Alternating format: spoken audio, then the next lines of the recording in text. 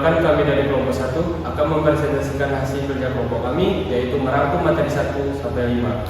Materi pertama akan disampaikan oleh saya sendiri, yaitu Fajar Rizky. Pengantar basis data. Definisi basis data. Basis data adalah kumpulan data yang terorganisir yang dikelola oleh sistem manajemen basis data atau disebut DBMS untuk akses efisien. Model data terdiri dari model relasional, model hierarkis, model jaringan. Model relasional sendiri adalah data yang disimpan dalam tabel yang saling terkait. Model hierarkis, data yang disusun dalam struktur pohon, sedangkan model jaringan, data yang disusun dalam grafik yang lebih kompleks. Sistem manajemen basis data atau BMS perangkat lunak untuk membuat atau untuk mengelola dan memanipulasi basis data. Contohnya yang seperti kami gunakan yaitu MySQL, PostgreSQL, dan Oracle. Bahasan basis data SQL untuk mengakses dan memanipulasi data. DDL atau Data Definition Language mendefinisikan struktur dasar basis data. DML Data Manipulation Language manipulasi data yang termasuk insert, update data, dan delete. Normalisasi proses mengorganisir data untuk mengurangi redundansi dan ketergantungan dengan beberapa bentuk normal dari 1NF hingga 5NF. Transaksi dan keamanan transaksi. Operasi yang harus lengkap untuk menjaga integritas data. Keamanan mengatur hak akses pengguna dalam melindungi data. Backup dan recovery. Pentingnya cadangan data dan strategi pemulihan untuk melindungi data dari kehilangan. Data warehousing dan big data. Konsep penyimpanan dan analisis data dalam jumlah besar untuk pengambilan keputusan. Baik, materi selanjutnya akan disampaikan oleh teman saya. Baik, saya Ferdi Andriansyah akan melanjutkan materi kedua, yaitu aljabar relasional. Aljabar relasional sendiri adalah kumpulan operasi yang dilakukan terhadap relasi untuk menghasilkan relasi baru. Kemudian aljabar memiliki karakteristik. Yang pertama yaitu pernyataan, yaitu memiliki operator yang dapat menggabungkan operan dan dapat dinilai. Kemudian ada pernyataan bisa bersifat ekuivalen, yaitu adalah jika menghasilkan hasilnya sama untuk pernyataan yang berbeda, maka pernyataan tersebut akan diekivalen atau memiliki nilai yang sama. Kemudian ada nilai dari pernyataan, yaitu adalah independen terhadap konteksnya. Contoh 5/3 memiliki nilai sama dimanapun ia berada. Itu 10 kurang 5/3, atau bisa juga 4 kali 5/3. Nah, di sini ada aljabar aritmatika. Pertama ada pernyataan atomik, yaitu berupa angka dan variabel. Kemudian ada operator, yaitu ada tambah, kurang, kali, dan bagi. Lalu kemudian ada identitas, seperti X tambah Y sama dengan Y tambah X, atau bisa juga X kali Y tambah Z sama dengan X kali Y tambah X kali Y kali Z. Kemudian ada klarifikasi operator aljabar. Nah, operator operasi set itu ada union, ini dilakukan huruf U. Kemudian ada interaction, itu ada seperti huruf N dibalikan dari union. Kemudian ada difference adalah garis miring, garis miring. Kemudian ada operator merubah nama, raw. Nah, dilakukan seperti huruf P. Kemudian ada operator menghapus, yaitu ada protection, P. Kemudian selection, sigma. Operator kombinasi itu ada Cartesian product, ataupun join.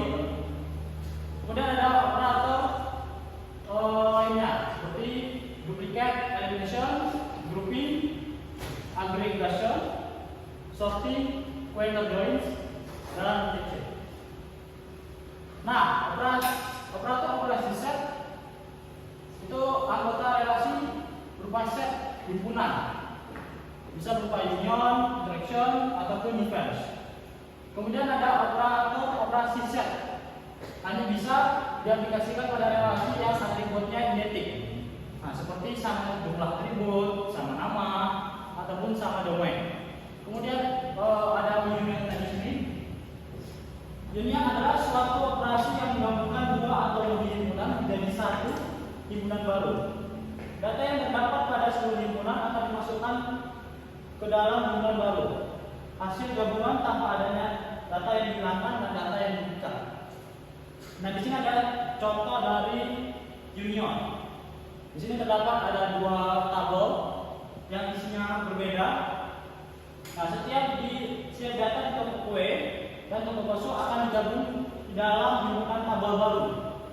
Data yang serupa akan dimasukkan hanya sekali karena syaratnya tidak ada data yang duplikat. Jadi bisa hanya dimasukkan satu kali. Kemudian ada interaction, adalah operasi menggabungkan data-data yang sama dari dua atau lebih himpunan menjadi himpunan baru. Hanya data yang sama persis yang akan masuk ke dalam himpunan irisan atau interaction ini. Nah, di sini ada contoh interaction, ada dua tabel. Pada kedua himpunan hanya Andi dan Lisa sebagai data yang ada di kedua himpunan, sedangkan Mira dan Joko hanya ada di salah satu himpunan. Nah, hanya data yang sama yang akan dimasukkan ke tabel interaction, himpunan interaction seperti ini. Jadi terdapat dua data yang sama, yaitu Andi dan Lisa. Maka setelah digabungkan mereka hanya data yang sama saja yang berada di himpunan interaction. Kemudian ada difference, ada operasi yang menghasilkan himpunan baru yang berisi elemen-elemen yang ada di himpunan pertama, tetapi tidak ada di himpunan kedua. Contohnya sebagai berikut ya. Kita ada toko kue dan bakso lagi. Toko kue dan bakso adalah data yang ada di toko kue, tetapi tidak ada di toko bakso, yaitu Mira. Nah, sedangkan toko bakso itu ada data yang ada di toko bakso, sedangkan toko kue ada data yang di toko bakso, tetapi tidak ada di toko kue, yaitu Joko. Nah, kemudian ada berubah nama, yaitu rename. Operator rename berubah nama dari satu atau lebih atribut himpunan. Nah, operator ini berubah skema, bukan anggota dari relasi. Contoh rename itu seperti ini. Nah, di sini ada tabel bapak dan anak, kemudian ada tabel ibu dan anak. Setelah di rename, maka jadilah tabel berikut. Akan menghasilkan himpunan baru hasil penggabungan bapak dan ibu anak dengan merubah atribut menjadi orang tua. Nah, seperti tadi kan ada ayah dan ibu. Setelah digabungkan, mereka berubah atributnya menjadi anggota, menjadi orang tua. Nah, jadi dua himpunan tadi menjadi satu himpunan dengan merubah atributnya. Begitu. Materi selanjutnya akan dijelaskan oleh rekan saya. Saya Zaki Berna akan melanjutkan materi 3, model data relasional.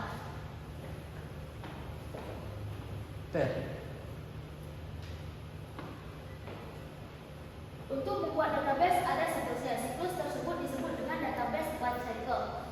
Database life cycle adalah tahapan-tahapan yang dilakukan dalam merancang sebuah basis data. Salah satu tahapan dari database life cycle adalah logical design.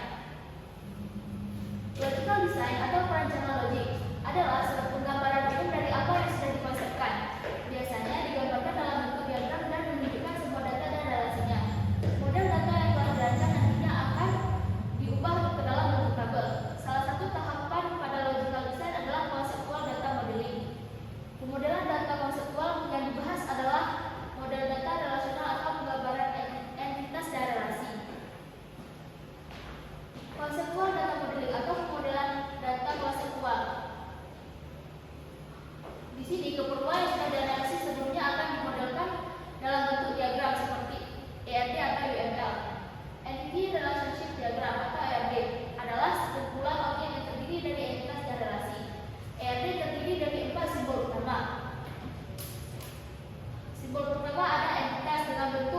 panjang. Entitas adalah objek yang bisa dibedakan secara unik dengan objek lainnya dan memiliki informasi, misalnya mahasiswa, dosen, buku, dan lain-lain. Yang kedua ada atribut dengan bentuk oval. Atribut adalah karakteristik yang mendeskripsikan entitas atau relasinya. Misalnya, entitas mahasiswa memiliki atribut berupa nama, nik, tanggal lahir, dan lainnya yang mendeskripsikan tentangnya. Selanjutnya ada relasi yang disimpulkan dengan bentuk diamond. Relasi adalah hubungan antar dua entitas atau lebih. Dan yang keempat ada garis sebagai penghubung. Varian entitas. Varian entitas itu ada dua. Entitas kuat atau strong entity adalah entitas yang keberadaannya tidak bergantung pada entitas lain. Contohnya mobil, mahasiswa. Dan yang kedua, entitas lemah atau weak entity adalah entitas yang munculnya tergantung pada eksistensinya dalam sebuah relasi. Contohnya entitas orang tua pada relasi mahasiswa dan orang tua. Di sini ada contoh ERD tentang mahasiswa memiliki orang tua. Mahasiswa sebagai strong entity dan orang tua sebagai weak entity. Selanjutnya ada jenis-jenis atribut. Yang pertama ada atribut unik yang digunakan untuk membedakan data. Contohnya pada entitas mahasiswa atribut key-nya adalah NIM. Yang kedua atribut simple atau atribut yang bernilai tunggal. Contohnya warna, harga, merek. Di sini pada entitas mobil terdapat atribut simple yaitu warna dan merek. Ketiga ada atribut value atau atribut yang memiliki nilai lebih dari satu. Misalnya pada entitas mahasiswa memiliki IPA yang lebih dari satu atau nomor HP lebih dari satu.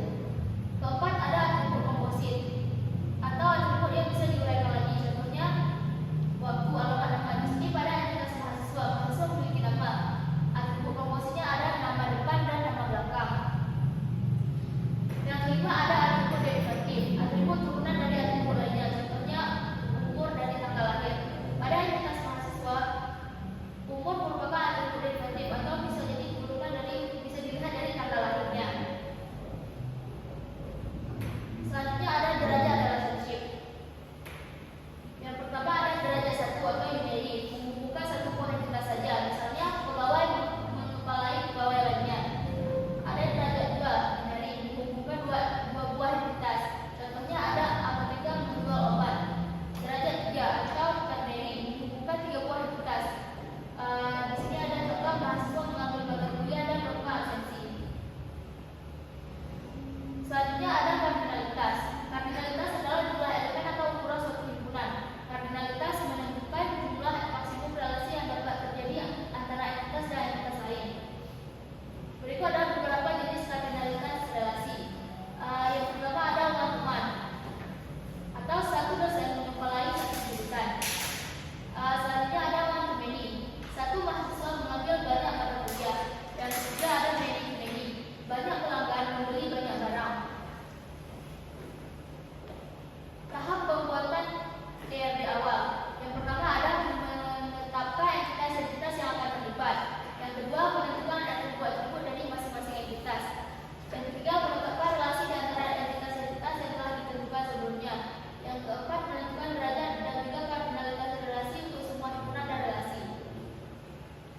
Selanjutnya ada konvensi penamaan. Yang pertama pilih nama yang menggambarkan dari Selanjutnya ada konvensi penamaan. Yang pertama pilih nama yang menggambarkan dan sesuai untuk entitas, atribut dan relasi. Yang kedua untuk entitas gunakan nama tunggal seperti mahasiswa, mobil dan lain-lain. Yang ketiga gunakan huruf kapital untuk entitas dan relasi. Yang keempat gunakan huruf kapital di awal kata atau atribut. Yang kelima nama entitas biasanya menggunakan nama-nama benda. Selanjutnya sedangkan nama relasi biasanya menggunakan kata kerja. Materi selanjutnya akan dijelaskan oleh rekan saya.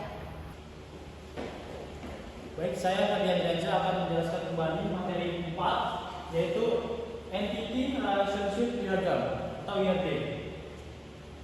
Nah, dalam IRD terdapat notasi. Nah, notasi sendiri adalah sebuah metode untuk memodalkan struktur data dan basis data menggunakan simbol-simbol yang menggambarkan entitas atribut, dan hubungan antar kelas. Nah, notasi sendiri ada notasi chain dan notasi Crawford. Kita mulai dari sejarahnya terlebih dahulu. Notasi chain diciptakan oleh Peter Chen pada tahun 1976 yang memperkenalkan konsep entity relation model dalam makalahnya yang berjudul The Entity Relation Model Toward a Unified View of Data. Nah, bagaimana dengan Crawford? Crawford dikembangkan pada akhir 1980-an oleh Richard Butler. Tujuannya adalah untuk memberikan cara yang lebih mudah dan intuitif untuk menggambarkan hubungan antara entitas dalam basis data. Nah, perbandingannya itu ada di fokus pertama. Notasi Chain lebih teoritis dan akademis, sedangkan Crawford lebih praktis dalam maksud saya dan visual. Kemudian visualnya, Crawford menggunakan simbol yang lebih sederhana untuk menunjukkan stabilitas, sedangkan Chain menggunakan bentuk yang lebih kompleks. Nah, di sini perbedaannya. Di Chain, many digambarkan dengan bintang, ataupun ada juga yang menggambarkan dengan M. Jadi saat banyak entitas bisa berhubung dengan banyak entitas. Kemudian ada Crawford notation. Nah, mereka digambarkan dengan simbol seperti ini. Garis langsung yang langsung berhubung pada garisnya. Begitu juga dengan one-to-one. Kalau Chain itu langsung menggunakan angka ya, jadi 1 dan 1. Sedangkan kalau di Crawford malah tidak dinamakan dengan apapun. Jadi terdapat garis lurus saja. Begitu juga dengan many-to-one, sama seperti yang garis tadi. Kemudian ada partition in R, total A and partial A, partial A2. Nah, ini adalah hubungan opsional ya, bisa terhubung dan juga tidak terhubung. Jadi kalau di Chain dilakukan dengan double garis seperti ini garisnya 2, garis kuadrat 1. Kemudian kalau di Crawford dilakukan dengan many, simbol many, kemudian ditambah dengan simbol 2. Nah, di sebelahnya begitu juga many, tetapi di depannya terdapat garis. Nah, di sini ada contoh notasi Chain ya. Nah, seperti ini. Satu dosen mengajar banyak mata kuliah. Nah, tadi dilambangkan oleh 1. Jadi dosen 1 mengajar M mata kuliah, yang artinya banyak mata kuliah. Kemudian banyak mata kuliah dapat membentuk satu jadwal. Kemudian ada satu jadwal dapat membentuk banyak LS. Seperti kira-kira, yaitu ada menggunakan 1 dan M. Kemudian contoh lainnya notasi Chain ya. Ini yang lebih lengkapnya. Jadi denda, misalnya saya ada denda. Denda di sini memiliki atribut nomor anggota, tanggal pinjaman, kode denda, dan denda. Nah, di sini ada notasi keempat tadi, yaitu notasi opsional ya. Jadi seperti anggota membayar banyak denda. Nah, denda ini bisa terputus jika dia tidak membayar denda. Jadi misalnya anggota mengembalikan buku tepat waktu, maka hubungan ke denda tidak diperlukan. Makanya terdapat di bawah garis ini. Kemudian ada contoh notasi Crawford notation. Nah, di sini terdapat lebih polos, kelihatannya memang seperti satu pegawai memasukkan banyak berkas. Nah, satu pegawai tadi tidak digambarkan apapun, hanya garis lurus saja. Kemudian di menu banyak berkas dinamakan dengan simbol segitiga. Nah, di sini ada beberapa alat bantu pemodelan data, yaitu ada MIS Visio, ada MySQL, kemudian ada IRBus, terus ada lagi Lucidchart, Dargo, dan SmartGraph.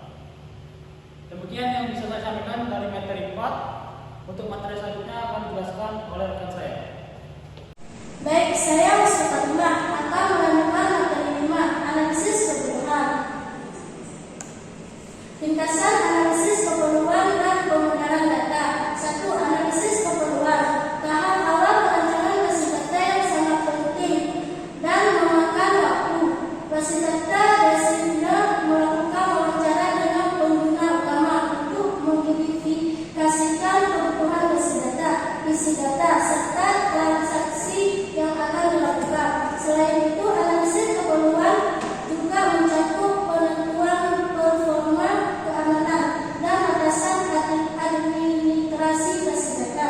2. Tujuan analisis keperluan: menentukan kandungan data, dasar, dan informasi yang dihasilkan dari relasi data, mengidentifikasikan jenis transaksi yang dilakukan terhadap basis data serta interaksi antar data, menentukan batasan terkait performa, keamanan, teknologi, dan mendokumentasikan semua kebutuhan dalam spesifikasi yang jelas. 3. Pemodelan data konseptual. Proses ini dilakukan bersamaan dengan analisis keperluan, terdiri dari klasifikasi entitas dan atribut, identifikasi hierarki, supertipe, subtipe, serta penentuan relasi antar entitas, derajat kardinalitas, partisipasi, atribut multi-valued, dan atribut attachment harus melekat pada entitas yang sesuai. 4. Data lengkap pemodelan data. Klasifikasi entitas dan atribut, mengidentifikasikan apakah suatu data merupakan entitas atau atribut. Contohnya seperti kota yang bisa menjadi entitas jika memiliki deskripsi tahapan, lokasi, negara, dan populasi. Identifikasi hierarki, supertipe, dan subtipe, menentukan atribut umum pada subtipe dan atribut spesifik dan subtipe. Menentukan relasi, menentukan relasi atas entitas beserta derajat kardinalitas dan batasan partisipasi. 5. Contoh kasus dan pemodelan. Relasi dapat dibuat dalam bentuk binari atau ternari jika melibatkan lebih dari 2 entitas. Contohnya relasi antara teknisi proyek dan non-renewable. 6. Integrasi view schema. Proses menyatukan berbagai pandangan pengguna menjadi satu skema global yang efisien dan tidak redundan. 3. Langkah utama dalam integrasi view adalah membandingkan skema dan mengidentifikasikan konflik, menyelesaikan skema untuk mengatasi konflik, misalnya masalah sinonim, homonim, dan perbedaan kardinalitas, serta penggabungan skema untuk mematikan kelengkapan dan kesederhanaan. Contoh konflik sinonim seperti produk dan item yang menunjukkan pada konsep yang sama, serta homonim seperti non-produk yang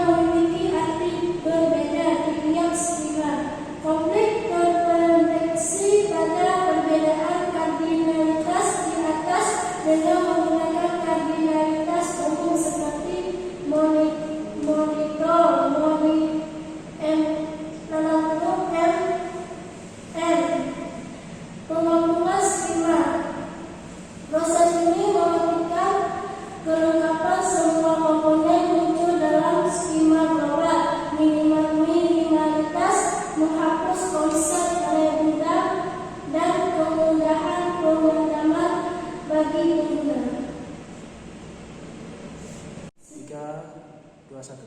Sekian materi yang kami maparkan. Lebih dan kurang kami mohon. Wassalamualaikum warahmatullahi wabarakatuh.